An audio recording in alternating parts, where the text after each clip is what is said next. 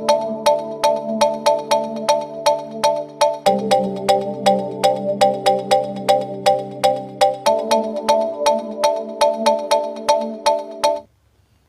To press news.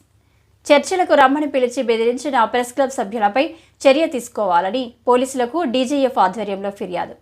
1969 Telangana ఉద్యమకారులు మంగళవారం ఏర్పాటు చేసిన పత్రికా సమావేశానికి హాజరు కావాలని వరంగల్ జిల్లా ఎన్ఎస్టీవీ రిపోర్టర్ పుప్పాల శ్రీనివాస్ను ఆహ్వానించగా యాజమాన్యం ఆదేశాల మేరకు వెళ్లిన రిపోర్టర్ను అక్కడి ప్రెస్ క్లబ్ కోశాధికారి దారుణంగా అవమానించి అవహేళన చేశారు.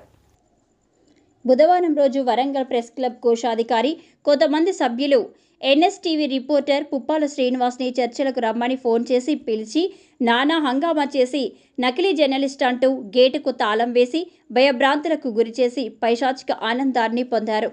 ఈ విషయంపై ప్రెస్ క్లబ్ కోశాధికారిపై మరుసటి రోజు చర్చలకు రమ్మని పిలిచి భయభ్రాంతులకు గురిచేసిన వారి సభ్యులపై సుబేదారి పోలీస్ స్టేషన్లో గురువారం బాధిత జర్నలిస్టు ఫిర్యాదు చేశారు. ఈ సందర్భంగా డెమోక్రటిక్ జర్నలిస్టు ఫెడరేషన్ సంఘం సభ్యులు మాట్లాడుతూ బాధ్యులపై చర్య తీసుకోవాలని కోరారు.